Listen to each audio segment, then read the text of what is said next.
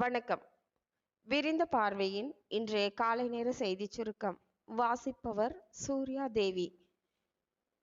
ஆதரவற்றோருக்கு முன்னுரிமை அளிக்கும் வகையில் உருவாக்கப்பட்ட PM சுராஜ் என்னும் இணையதளத்தை காணொலி காட்சி வாயிலாக பிரதமர் நரேந்திர மோடி அவர்கள் நேற்றைய முன்தினம் தொடங்கி வைத்துள்ளார்.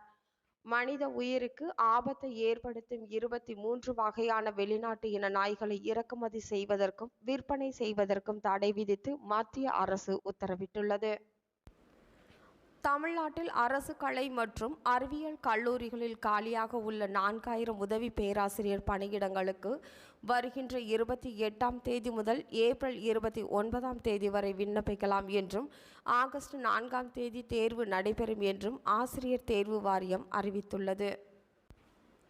தமிழ்நாட்டில் வரவிருக்கும் தேர்தலில் 25% வாக்குகளை பெறுவோம் என்று முதல் முறையாக அண்ணாமலை தெரிவித்துள்ளது ஆச்சரியத்தை ஏற்படுத்தியுள்ளது.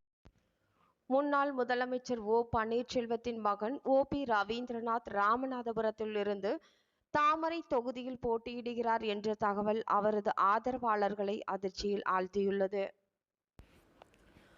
மக்களவை தேர்தலில் இரட்டை இலை சின்னத்தில்தான் போட்டியிடுவோம் என முன்னாள் முதலமைச்சர் ஓ பன்னீர்செல்வம் கூறி வருகின்ற நிலையில் மறுபுறம் தனது ஆதரவாளர்களுடன் தங்களுக்கு ஏற்ற சுயேட்சை சின்னம் எது என்பது குறித்து தீவிரமாக ஆலோசித்து வருகின்றனர்.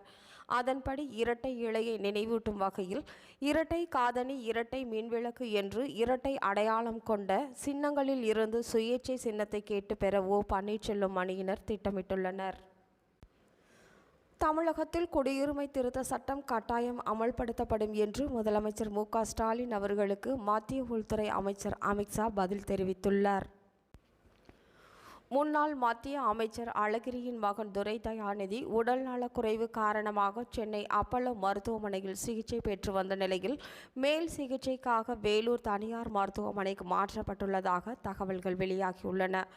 இத்துடன் இன்றைய செய்திச் சுருக்கம் நிறைவு பெறுகிறது. நன்றி.